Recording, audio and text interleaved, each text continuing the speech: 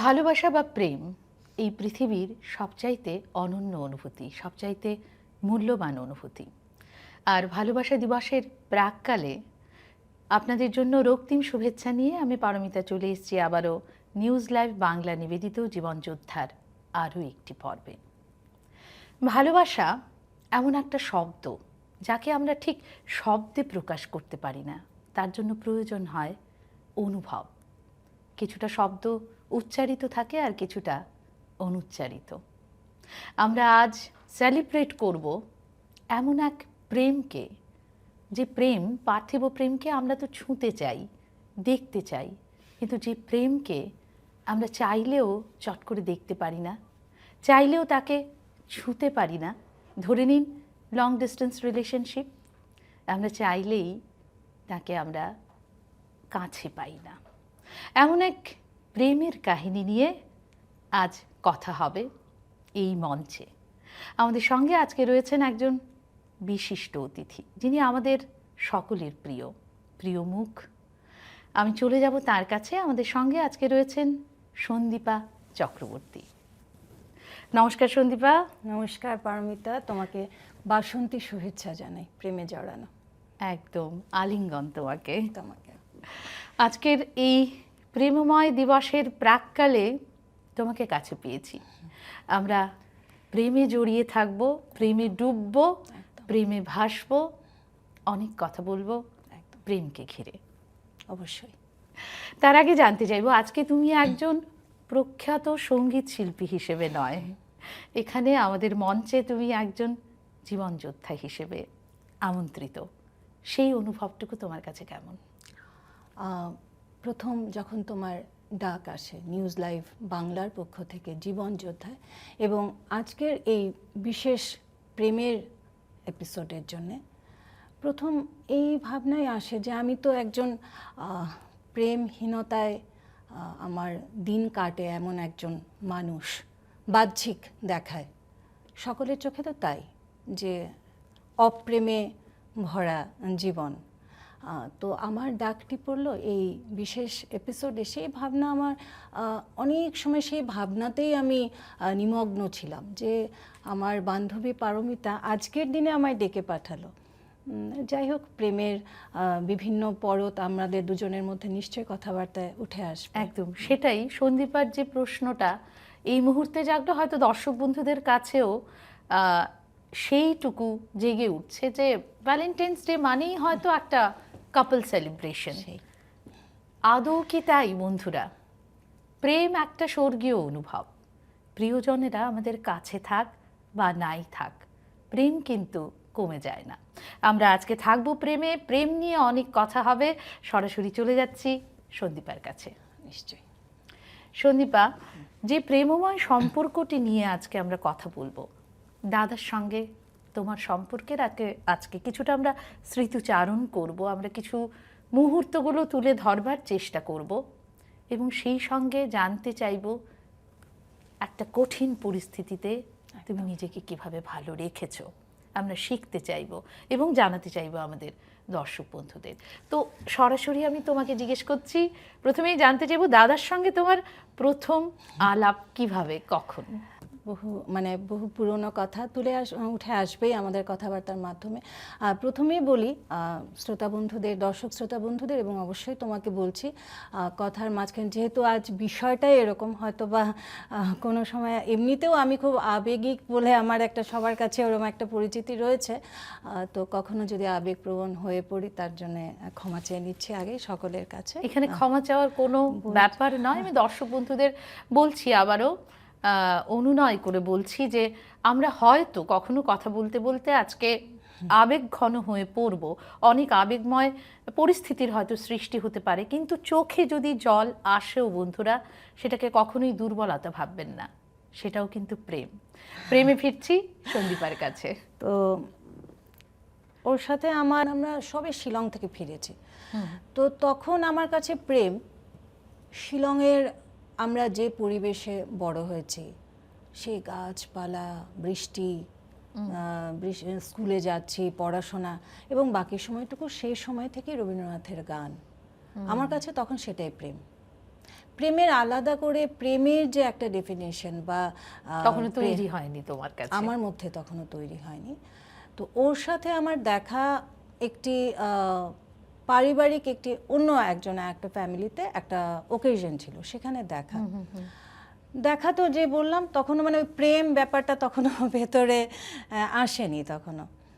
তো সেই সময় ওর একটা অন্য কারণে একটা পার্সোনাল একটা ক্রাইসিস চলছিল, একটা সম্পর্কের ক্ষেত্রে, একটা রিলেশনশিপ নিয়ে ওর নিজের মধ্যে একটা খুব পার্সোনাল ক্রাইসিস চলছিল। তো সেই যে আমার আবেগ, প্রেম না আসুক, আবেগ তো তখনও খুব ছিল, ভরপুর ছিল, এখনও তাই আছে। তো সেই আবেগের তাড়নায় একজন মানুষকে দেখতাম, মানুষটি খুব ভালো, কথাবার্তা খুব ভালো, খুব সুন্দর পার্সোনালিটি, কিন্তু মানুষটি কষ্টে আছে, মনের দিক দিয়ে সেই মানুষটি ভালো নেই, এরকম দেখতে পেতাম। যখনই তার সাথে আমাদের কথাবার্তা হতো, আমি এবং আমার ছোট বোন, তো আমরা দেখতে পেতাম মানুষটি ভালো নেই। তো আমার মধ্যে একটা তাগিদ তৈরি হলো, এই মানুষটিকে কি করে ভালো রাখা যায়। এবং সেখান থেকেই হয়তো প্রেমের সূত্রপাত, তুমিও হয়তো বুঝতে পারো। হ্যাঁ, সেটাই। কিন্তু এটার যে আমার একটা ভালোবাসা বা প্রেম নিবেদন বা প্রেমের সম্পর্কে, সেই ব্যাপারটা আমাদের মধ্যে তৈরিই হয়নি। আর সেই মানুষটি আমার মধ্যে, যদিও আমাদের বয়সের অনেকখানি ফারাক, অনেকখানি ব্যবধান, কিন্তু আমার মধ্যে যেন একটা আশ্রয় খুঁজে পাওয়া, যে এই মানুষটি, এই মেয়েটি হয়তো আমাকে ভালো রাখবে, সেরকম একটা বিশ্বাস তার মধ্যে তৈরি হয়েছিল সেই সময়টায়। আর আমার মধ্যে সেই শব্দে তার চরণ ফেলে দিয়েছে একেবারে, একদম তাই। এবং আমার মধ্যে ওই ভালো রাখার একটা তাগিদ, এবং সেখান থেকেই তোমাদের দুজনের একসঙ্গে। হ্যাঁ, কিন্তু তারপর যে আমাদের পথ চলা, সেই সময় তার থেকে প্রচুর গাইডেন্স আমার চলা, কারণ আমি বারবার বলছি, আমি তখন ফার্স্ট ইয়ারের ছাত্রী, তারপর কিছুদিনের জন্য আমার পড়াশোনা, আমি এক যুগ আমি বুঝিনি গান শোনা, গান গাওয়া, হারমোনিয়াম ছুঁয়ে দেখা, গান নিয়ে বসা, সেটার সাথে আমি বিচ্ছিন্ন ছিলাম এক যুগ 12 বছর আমি তা থেকে বিচ্ছিন্ন ছিলাম। কি সাংঘাতিক কথা! সন্দীপা তার গানের বাইরে ছিল, তার সৃষ্টির বাইরে ছিল, সেটা এই মুহূর্তে এখানে বসেও আমার অবিশ্বাস্য বলে মনে হচ্ছে, কিন্তু জীবন হয়তো কখনো কখনো এমন করেই ধরা দেয়। পরিস্থিতি থেকে আবার, যেহেতু পড়াশোনা, যে ওর খুব সবসময় বলতো, মিতা আমাকে ডাকতো খুব ভালো, মানে আমার ছোট নাম হচ্ছে বাড়িতে মা বাবা মিঠু বলে বলেন, তো সে মিতা বলে, তোমাকে দাদা মিতা ডাকতেন? হ্যাঁ, মিতা বলে ডাকতেন। বলতেন, মিতা তোমার পড়াশোনা এবং গান বাজনা, এই যে আমার অভিভাবক, আমি একজন গার্জিয়ান, একজন দাদার মতো, বাবার মতো, সেই ভালোবাসার সেই জায়গাটা আমি তার মধ্যে পেয়েছি। তো এই অভিভাবককে তুমি কখনো বন্ধু রূপে পাওনি? বন্ধুরূপে পাওয়াটা, সেই চাওয়াটা ছিল আমার সারা জীবন। আমি চাইছিলাম যে আমার এই মানুষটা আমার বন্ধু কিসের জন্য হয়ে উঠতে পারে না, কিন্তু সেও তো একজন মানুষ, একই সাথে অনেকগুলো রোল প্লে করা, তো সে খুব ভালো একজন বাবা, পরিবারের জন্য সে সুসন্তান, এবং আমার জন্য সে অভিভাবক, কিন্তু সেই বন্ধুত্বের জায়গাটা আমাদের তৈরি হলো। তুমি মনে মনে তখন আমার একটা চাওয়া, হ্যাঁ, আমি খুঁজছি, তোমার সেই সখাকে খুঁজছো, হ্যাঁ, সেই চাওয়া, সেই যে সেই সার্চিংটা আমার কন্টিনিউয়াস চলতে থাকতো, যে আমার একজন বন্ধু চাই, বন্ধু, তার মধ্যে আমি একজন বন্ধু পেতে চাই। সেই চাওয়াটাই আমার কাছে ধরা দিল, কিন্তু সেই সময়টা, যখন আমাদের কাছে সময়টা খুব কম থাকলো, তখন আমি তাকে বন্ধু হয়ে পেয়েছি। সেই 5 বছর একটা অসুখ এসে আমাদের শারীরিক মানসিকভাবে আমাদের বিপর্যস্ত করে দিল, ক্ষত বিক্ষত হয়ে গেলাম আমরা দুজনেই, কিন্তু সেই অসুখটাই যেন আমাদের মধ্যে একটা বন্ধুত্বের সম্পর্ক তৈরি করে দিয়ে গেল। এটা একটা গভীর উপলব্ধি। আমরা যদি একটু ফিরে যাই পেছনে, সালটা হয়তো 2016, হ্যাঁ, এবং সেটা কোন মাস আমার ঠিক এপ্রিল মনে পড়ছে না, 2016 এপ্রিলে ডায়াগনোস ওরকম একটা সময়ে যে ধরা পড়লো যে দাদা সেই মারণ রোগে আক্রান্ত, এবং সেই সময় সেখানে দাঁড়িয়ে তোমাকে অনেক সিদ্ধান্ত নিতে হয়েছে। বেশিরভাগটাই নিতে হতো। আমাদের একটু বলবে, মানে সেই সময়টা একটা দুর্যোগপূর্ণ সময়, তুমি কি করে ট্যাকেল করলে? আসলে ওর শারীরিক উপসর্গগুলো দেখা দিচ্ছিল 2014 থেকে। 2 বছর আমাদের এখানে বিভিন্ন ধরনের ট্রিটমেন্টের ঠিকমতো হয়নি, যার জন্য হয়নি মানে মানে ঠিকভাবে এটা করা যায়নি, ডাক্তাররাও সেভাবে করতে পারেননি। যাই হোক, সেটা অন্য বিষয়। 2016-এ যখন ডায়াগনোজ হলো রোগটা, রিপোর্টটা বাড়িতে এলো, সেই মুহূর্ত থেকে পারমিতা 2019-এ সেই আলটিমেট সেই দিনটা পর্যন্ত এই মানুষটার কাছে জীবনের সবচাইতে ট্রাস্টওয়ার্দি পারসন যদি কেউ হয়ে থাকে, সে ছিলাম আমি। সে কথাটা বন্ধু। যে দিনে যে সময় যখন রিপোর্টটা আয়ুষ সুন্দ্রা থেকে রিপোর্ট এলো, রিপোর্ট দেখতে পেলাম, বুঝতে পারলাম রিপোর্টটা কি। তুমি বললে জীবন যোদ্ধা, সেই যুদ্ধ শুরু হওয়াটা এটা একটা কন্টিনিউয়াস প্রসেস। এটা যে কোনো একটা সময় যে না আজ আমি একটু বিরতি নিচ্ছি, মানে যুদ্ধ বোধহয় এখানে শেষ হলো বা সেরকম কিছু হয় না। এটা কোনো পরিবারে কন্টিনিউ, আমার জন্যে, আমার মেয়ের জন্যে, সকলের জন্যে, পরিবার পরিজন। এবং যেহেতু আমরা দুজন সরাসরিভাবে তার সাথে সারা দিনের আমাদের দিন যাপন, ওর জন্যে মানসিকভাবে ওই যুদ্ধটা শারীরিকভাবে সেই মানুষটি করছে এবং মানসিকভাবে আমরা তিনজনে সেই যুদ্ধ আমরা ক্রমাগত করে চলেছিলেন। স্যালিউট। মানে এই যুদ্ধের মোকাবিলা কিন্তু সকলে করতে পারে না, এবং সেই যুদ্ধের জন্য তো একটা আশ্রয় দরকার হয়, এবং রবীন্দ্রনাথ নিশ্চয়ই সেখানে আশ্রয় হয়ে দাঁড়িয়েছিলেন। সেই রবীন্দ্রনাথেই যদি ফিরি, তাহলে বলতে হয় যে তুমি একটা বিরহ যাপন করছো একটা সম্পর্কে। আমরা যদি বলি লং ডিস্টেন্স রিলেশনশিপ, তুমি সেটা বহন করে নিয়ে চলেছো, যেখানে তোমার প্রিয়জন তোমার কাছে নেই। তো এক একটা রাত যখন আসে, সেটা কি তোমার কাছে শুধুই বিরহ রাত, নাকি কখনো তোমার মনে হয় এখনো যে তুমি আপনাতে যখন নিমগ্ন, সেখানে মধুরাত তোমার কাছে এসে ধরা দেয়? সেই অনুভব তুমি যে তারিখটি উল্লেখ করলে 2019-এর 13th নভেম্বর রাত, তারপর 19th নভেম্বর এবং 13th ডিসেম্বরে আমার এখনো মনে আছে, প্রথম রাতে, ঠিক রাতের সময়, তুমি রাত বলছো, এই মধুর রাত, বিরহ মধুর হলো আজি। তো রাতে প্রথম গানটি গাই, মোর জীবনের প্রিয়তম হে জাগো জাগো। প্রথম কথাটা কি ছিল? মোর হৃদয়ের গোপন বিজন ঘরে প্রিয়তম হে জাগো। এই গানটি গাইলাম, নিজের জন্যই নিজে গাইলাম।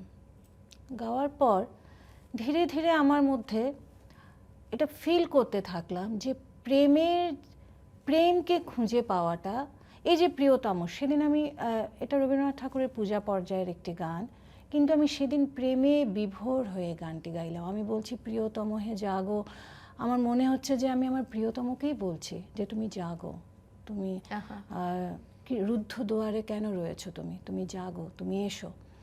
তারপর ফিল করতে থাকলাম, তারপর আরও গভীরে, আরও ডিপ হতে লাগলো এই প্রেমের অনুভূতি।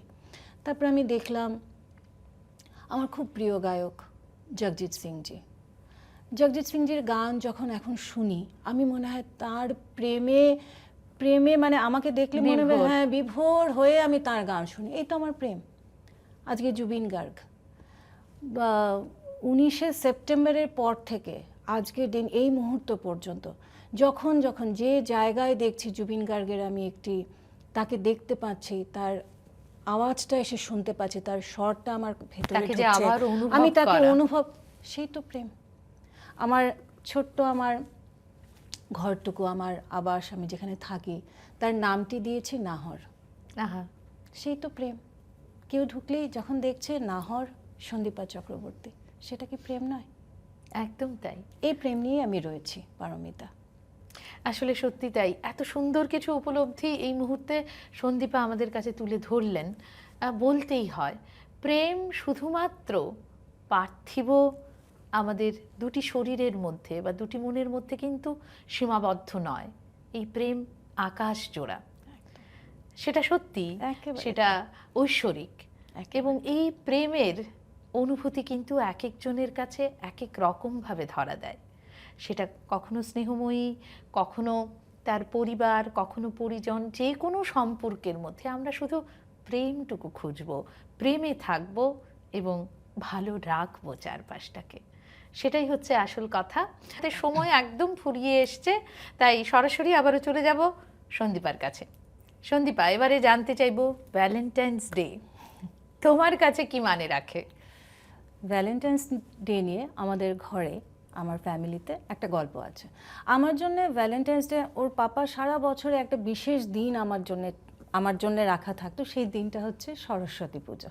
আচ্ছা, সেদিন আমার জন্য একটি বিশেষ উপহার থাকতো, মানে বাঙালিদের ভ্যালেন্টাইন্স ডে একটা বিশেষ সময় থাকতো, সেটা হচ্ছে সরস্বতী পুজো। কিন্তু তারপরে আসে ভ্যালেন্টাইন্স ডে। তো আমি ঠিক ভ্যালেন্টাইন্স ডে আর এই যে বিভিন্ন অমুক দিন, তমুক day, teddy day, chocolate day ইত্যাদি ইত্যাদি, এগুলো আমি জানতামও না, জানার কথাও নয়। তারপর দেখছি যখন মেয়ে বড় হচ্ছে, মেয়ে সাউথ পয়েন্টে পড়াশোনা করা, যখন বড় হচ্ছে, তারপর দেখছি ওর পাপা একদিন প্রথম দিন একটা গোলাপ নিয়ে আসছে, তারপর দিন একটা টেডি নিয়ে আসছে, আহা, কি তারপর দিন মজার। চকলেট।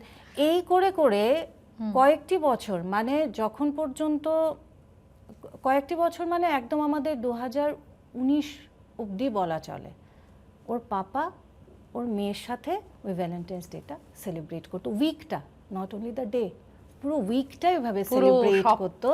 এবং সেই জিনিসগুলো, সেই টেডি, সেই গোলাপ, একবার কি করলো, একটা খুব বড় একটা গোলাপ নিয়ে এসছে, মানে কাপড় দিয়ে খুব ভালো, এই যে বানানো থাকে না খুব, বলছে মাম্মা আমি যদি নেক্সট ইয়ার ভুলে যাই তাহলে তুই এটা দেখেই মনে করতে পারবি যে পাপা আমাকে ওই রোজটা দিয়েছিল। সেটা এখনো খুব যত্ন করে রাখা আছে। তো আমাদের বাড়িতে, আমাদের ঘরে ভ্যালেন্টাইন্স ডে মানে আমি দেখেছি ওর পাপা আর মেয়ের মধ্যে ভ্যালেন্টাইন্স, তাহলে সেটা সত্যি একটা স্পেশাল কিছু। আমাদের হাতে যেহেতু সময় ফুরিয়ে আসছে, আমরা এবারে র্যাপিড ফায়ারে চলে যাব। শিওর। দেখে নিচ্ছি তোমার জন্য কি প্রশ্ন রয়েছে। একটা শব্দে জানতে চাইবো বা একটা বাক্যে। জীবন তোমার কাছে কি? জীবন আমার কাছে একটা বাক্যে বললে না, জীবনে খুব ভালো বন্ধু থাকা দরকার। বন্ধু, সেই শব্দটাকেই নিলাম। সৌন্দর্য, যে দেখছে তার চোখে সবকিছু সুন্দর, যে দেখছে তার দেখার উপর সবকিছু। দেখার উপরে, ঠিক। প্রেম, বন্ধুত্ব, আবার আসছে বন্ধুত্ব। আমার প্রথম প্রশ্নের উত্তরটা এটা, প্রেম মানে আমার কাছে বন্ধুত্ব। যদি বলি প্রেমের রং, তবে কি বলবে? প্রেমের রং তোমার চোখে কি? যে কোনো রঙই, প্রেম যদি থাকে যে কোনো রঙই প্রেমেরই হতে পারে, যে কোনো রং। রং নিয়ে কোনো স্পেসিফিকেশন কিছু নেই। এবারে খুব স্পেসিফিক্যালি জানতে চাইব, সবুজ ঘন অরণ্য নাকি নদী তট, কোনটাকে বেছে নেবে? যেতে তো চাই সমুদ্রে, সমুদ্র তোমার অপশনে নেই, তাহলে সবুজে যাব। বেশ, তাহলে সবুজেই তুমি যাও এবং ভীষণভাবে সবুজ থাকো, প্রেমে থাকো, সেটাই আমরা চাইবো। আমরা সবাই প্রেমে থাকি, আমরা যেন সকলে সবাই প্রেমময় থাকতে পারি। একেবারে। খুব ভালো একটা সময় কাটালাম আজকের এই বিশেষ দিনে তোমার সঙ্গে। আমরা প্রেম হয়তো দেয়া নেয়া করলাম, কতটুকু ছড়াতে পারলাম সেটা দর্শক বন্ধুরা বলবেন যে আমরা আদৌ কতটুকু প্রেম ছড়াতে পেরেছি। কিন্তু যেতে যেতে তুমি আজকের এই বিশেষ দিনে, ভালোবাসা দিবসের প্রাককালে, দর্শক বন্ধুদের কি বলতে চাইবে? গান গাই একটুখানি, একদম গানে গানে যদি হয়, গানে গানে, সেটার থেকে তো আর ভালো কিছু হতেই পারে না। যখন ছোট্ট করে গাইছি, একটু তোমার সময়ের ব্যাপার আছে, ছোট্ট করে গাইছি।